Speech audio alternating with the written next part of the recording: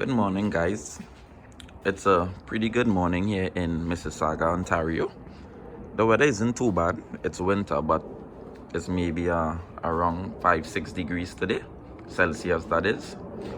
So today what I want to do is a owner's review on my 2015 Hyundai Elantra GLS, or what you call the SE, or also what you call the Sport, as you can see here.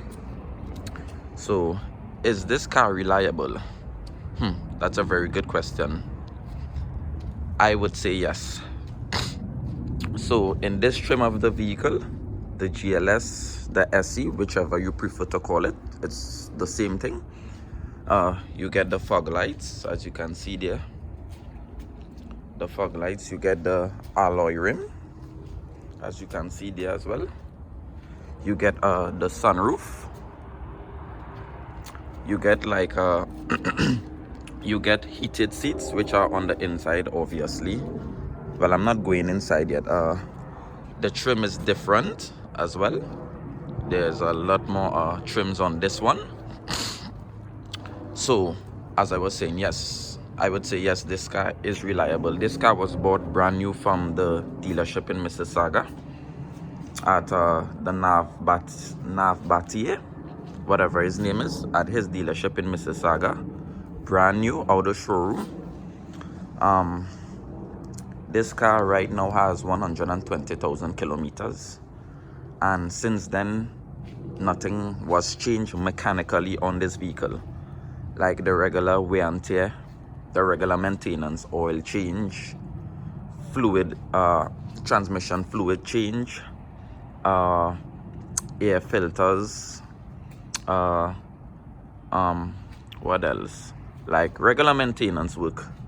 This car never had to do any work mechanically, so that's good. Knock on wood, at 120,000 kilometers.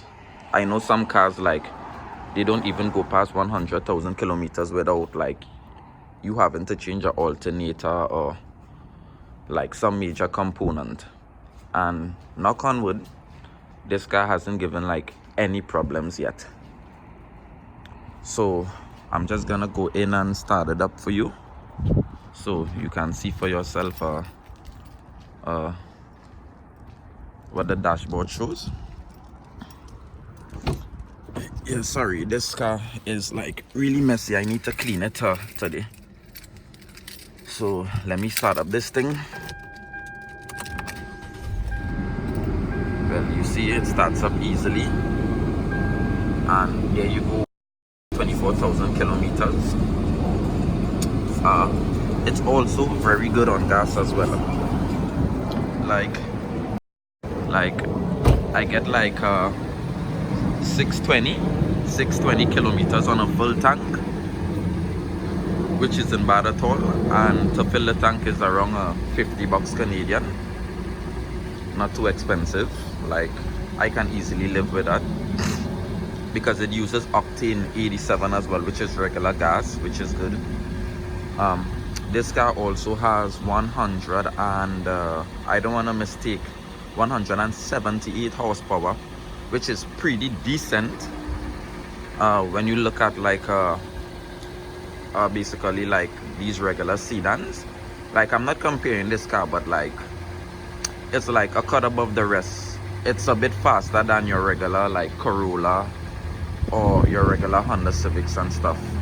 I'm not saying it's a better car, I'm not saying that. What I'm just saying is, like, in general, it's faster, it's more horsepower. So on this I have some well, in the winter, some Michelin X-Ice. I don't know if you can see that there. Yeah, Michelin X-Ice on these.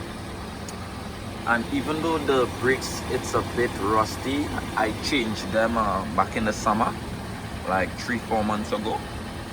But I don't think like I got like a good brakes, because I bought them off like a cheap shop, right?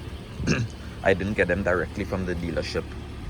And when I say dealership, mind you, since owning this car has only been back to the dealership for its scheduled maintenance at around 10,000 kilometers, and then again at around 60,000 kilometers. And then I say, you know what, the dealership, they're overpriced, like they're charging too much for regular stuff. So since then, like, I've been taking my car to reputable shops, like to do oil changes and stuff, and it's way less, and it still doesn't void the warranty on the car. Well, the warranty is already done, right? Because it's only at 100,000 kilometers or 5 years, whichever comes first.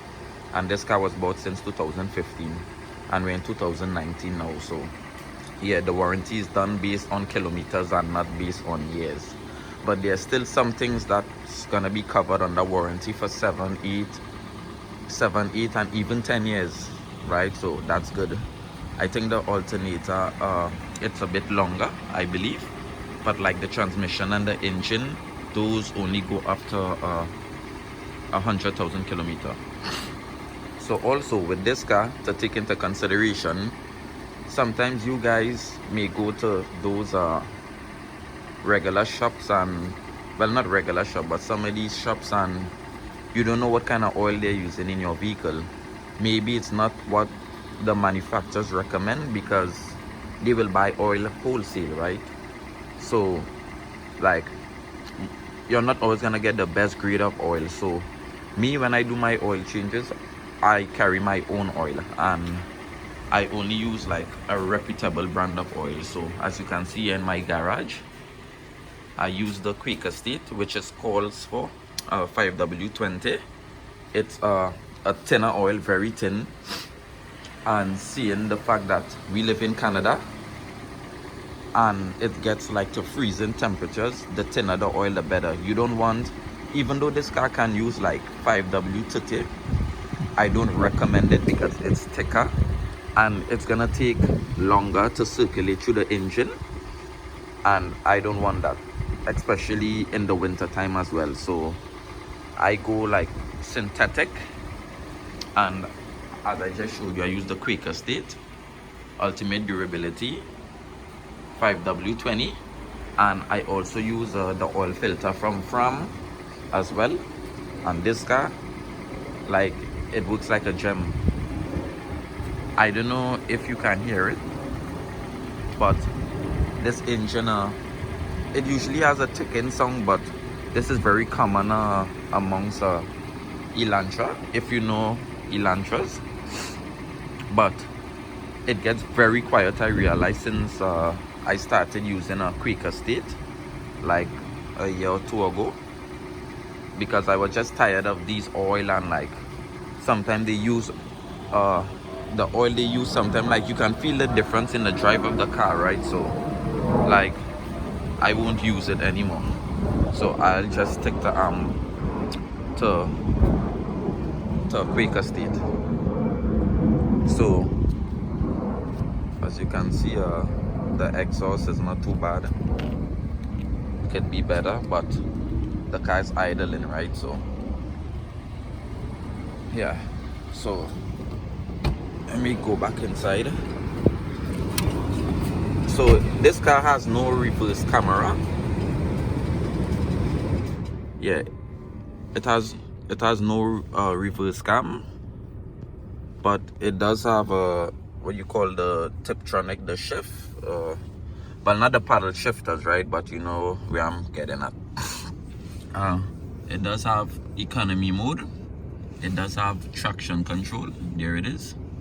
I know, guys, this car is very dirty and I need to clean it. I'm gonna do like a full interior detailing, so please don't judge me. I know, me and my girl, we both drive this car, and you know, women are not the best when it comes to cleaning cars. But anyway, let's not go on that topic. So this car has 3 drive modes. If you guys are interested, like ever new, the 3 drive modes, just look here. 1 second, I'm gonna change them. So there's a sport mode, there's a comfort mode, and there's a normal mode. So basically what the sport mode does, it makes the car a lot more responsive. The pedal, it gets really responsive, that the car picks up a lot faster. So like sometimes when I really need like to take this thing out on the highway, I take off the economy mode and then I put it in sport, and then I let this thing go on the highway, and you can actually feel the difference, like it goes. So the other mode now, comfort mode, the suspensions get a bit lighter. Oh sorry, let me go back to the sport mode. So in the sport mode, the steering wheel gets tighter. It feels like literally tighter in your hand. So, and the transmission also, sorry, the suspension also, it tightens up.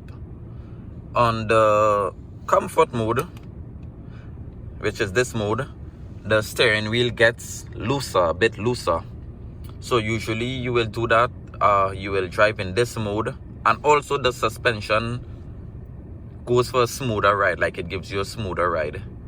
In this mode, I would use it like if I'm driving around a lot of corners, right? Like if I'm driving somewhere that has like a lot of bends.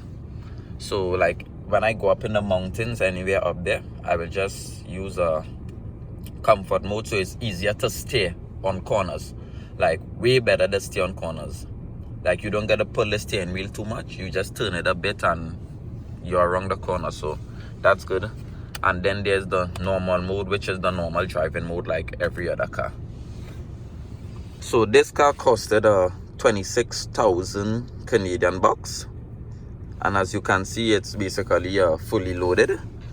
So we have our sunroof here, which is good, which you can open up like this, or you can completely send it back like this, whichever you prefer. So yeah, I don't know why it keeps doing that.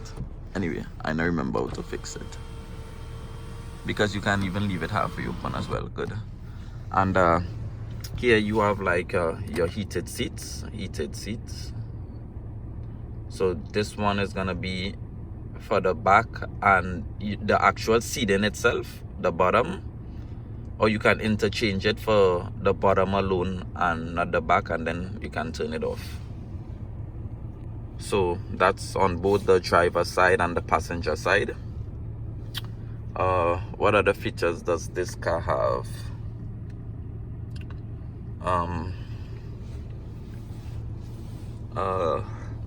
Well, I wasn't really like trying to like speak much about the features, but the reliability on the car. So at 124,000 kilometers, no mechanical fixes, I should say. I say this car is reliable, but knock on wood though, because you don't know, like, you know, cars are a weird thing. It's very strange. So like if you're looking for a fun and nice car to drive that has decent speed to it, I will definitely recommend these Elantras. I think this one is the 4th generation, if I'm not mistaken. So yeah, it's not too bad at all. And as you can hear, like how quiet it is inside here, right? The engine is on, but let me go back outside and see if the engine like got a bit quieter.